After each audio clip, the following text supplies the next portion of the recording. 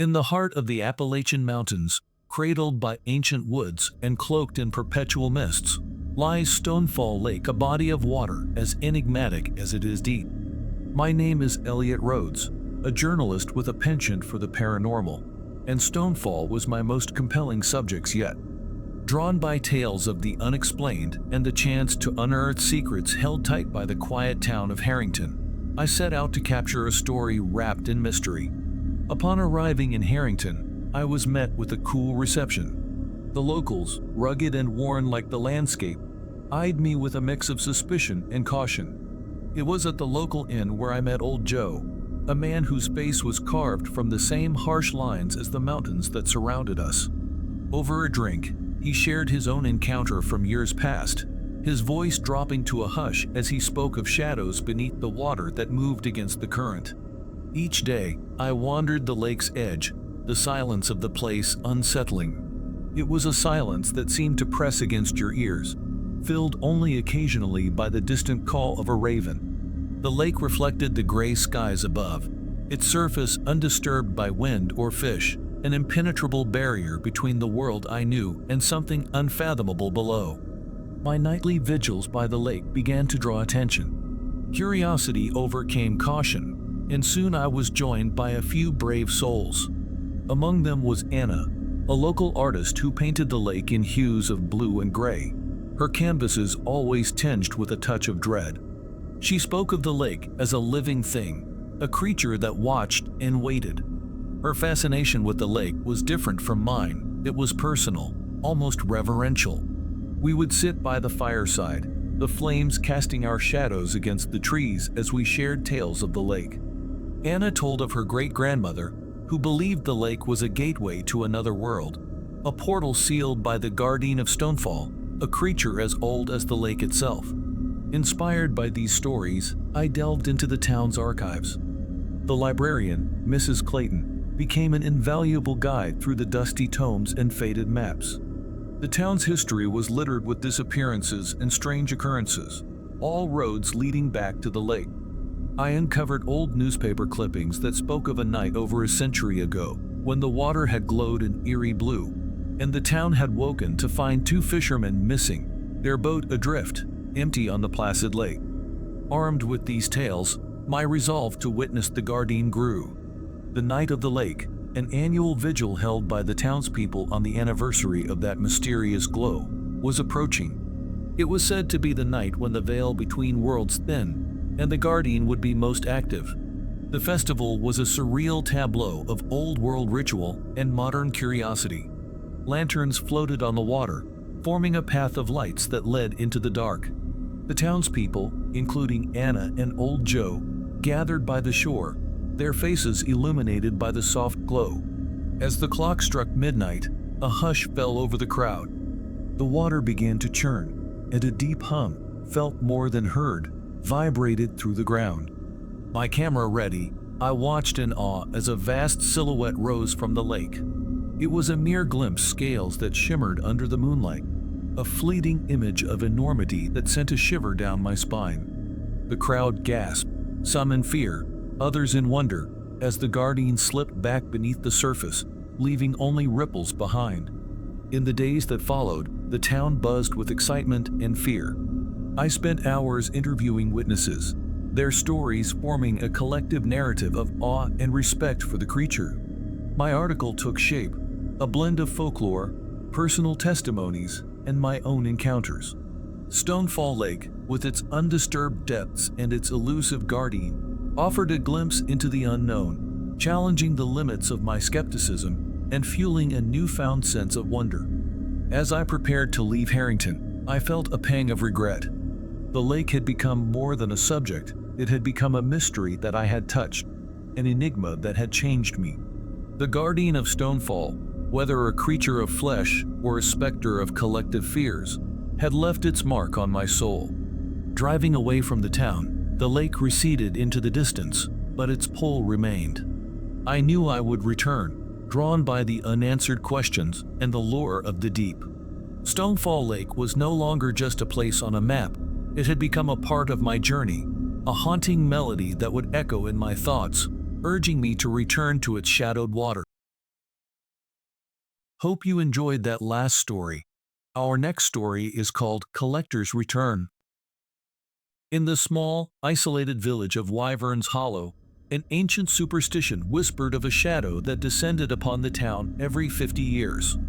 This shadow was not of this world, it came from a place deeper and darker than the night sky. The elders called it the Collector, a spectral entity said to reap souls indiscriminately to quench its endless thirst for life. Tom Cabot, a pragmatic young schoolteacher, had always scoffed at such tales. But as the 50th year approached, a chilling change swept over Wyvern's Hollow. Animals disappeared, the air grew thick with a palpable dread, and the once clear nights were smothered by unyielding darkness. On the eve of the dreaded anniversary, a dense fog rolled in from the woods, slithering through the streets like a living thing. That night, unable to sleep, Tom stood by his window, peering into the impenetrable mist. A shape shifted within the gloom, a form too large and too wrong to be human. As it drew nearer, Tom's heart pounded with the weight of impending doom. The next morning, the village awoke to an eerie silence. 7 homes found their doors ajar, interiors untouched save for a single, chilling commonality: the absence of the occupants. Tom, heart racing with fear and curiosity, visited each empty house, finding nothing but lingering cold spots in the bedrooms of the missing villagers. Desperate for answers, Tom ventured into the library's forbidden section, where dusty tomes spoke of forbidden truths.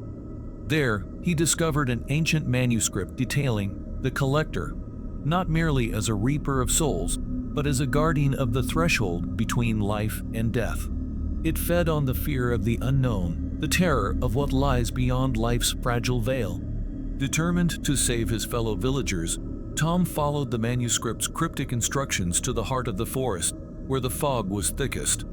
In a clearing stood a monolithic stone, runes carved deep into its surface, glowing faintly under the moonlight. As instructed, he recited the incantation meant to appease the Collector. The air trembled, and a voice, like the rustling of dead leaves, echoed around him. "Mortal, why do you defy the cycle? I seek to protect the innocent," Tom declared, his voice trembling as much as his hands. "Death is but a door, time but a window. I will come back," the voice replied, an unseen force pushing against Tom's very soul. With a deafening silence, the fog began to retreat, drawn back to the monolith like water down a drain. Heart pounding in his chest, Tom raced back to the village, only to find that the missing villagers had returned. They spoke no words of where they had been, or what they had seen, only vacant stares that seemed to look right through him. Days turned into weeks, and life in Wyvern's Hollow returned to a semblance of normalcy. But the shadow of the Collector lingered in every whispered tale and every unexplained disappearance. Tom himself was forever changed, haunted not by what he had seen, but by what he hadn't, the unknown that awaited him beyond the veil, always waiting, always hungry. And deep down, a dreadful certainty nestled in his bones. They had been spared, not saved, merely reprieved until the Collector's inevitable return. Thanks for watching this far. We hope you're enjoying the video. For our final tale, we have another short story called The Crooked Man. The Crooked Man. The heavy fog slithered through the air like an ominous specter, masking the fading twilight with its dreary shroud. I had heard the tales, twisted fables whispered in hushed tones by those who knew of the old house atop Willow Hill, a place where shadows danced freely and the past lingered like the remnants of a nightmare.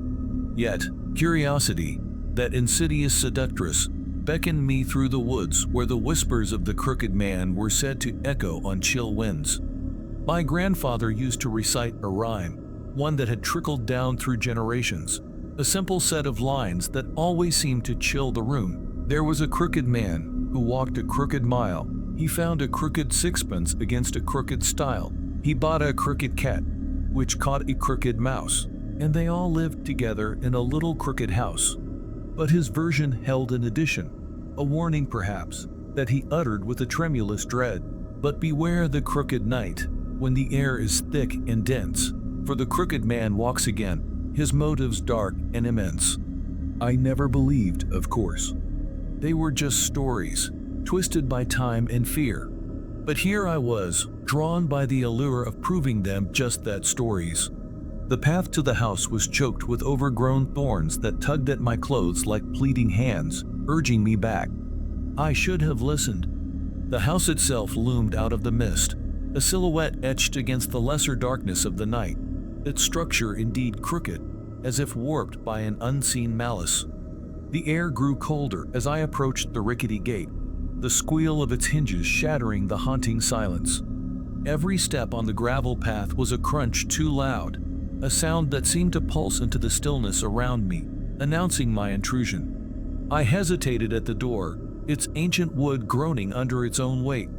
With a breath that misted before me in the cold air, I pushed it open. The house groaned, a low moan of floorboards that spoke of age and decay.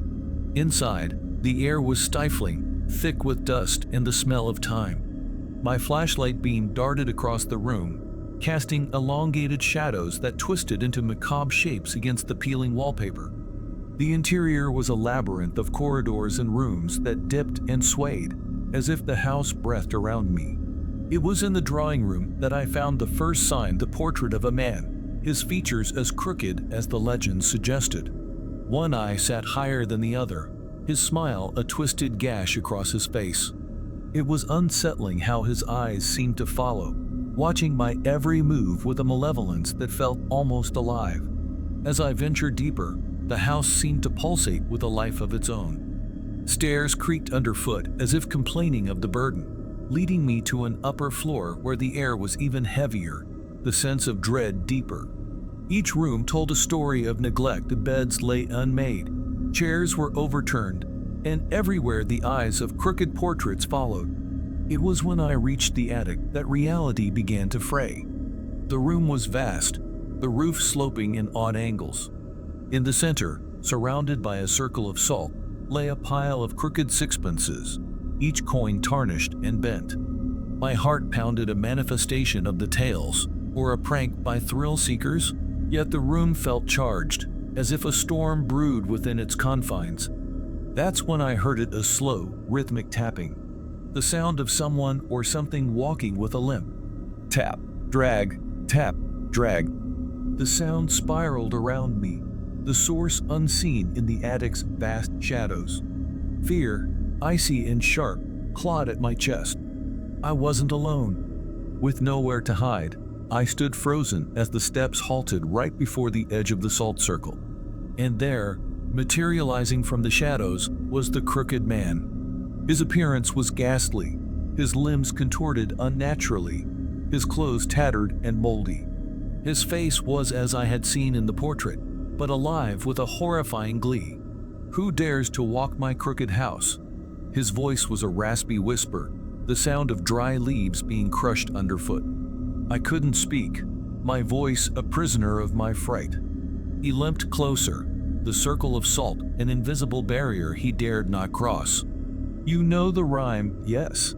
he asked, tilting his head with a grotesque curiosity.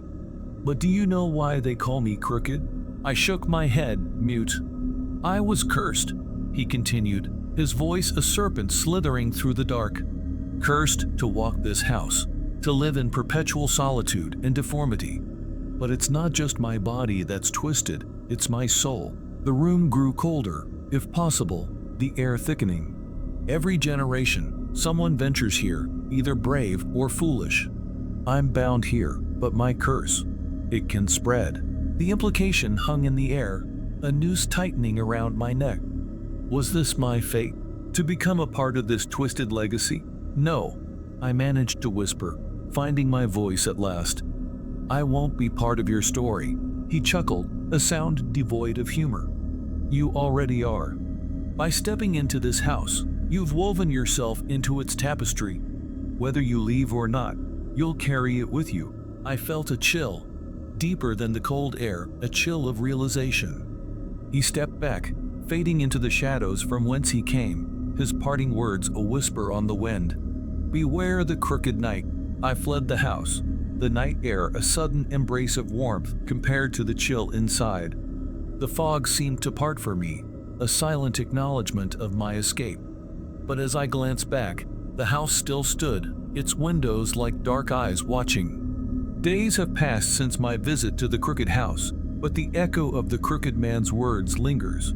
Sometimes, when the night grows dense and the air turns cold, I hear a tapping, a distant tap, drag, tap, drag. I wonder then if I truly escaped, or if part of me remains trapped in that crooked house on Willow Hill. And sometimes, just sometimes, I catch myself walking with a limp. Thanks for watching till the end. If you enjoyed the video, please leave a like and subscribe. And stay safe out there, friend.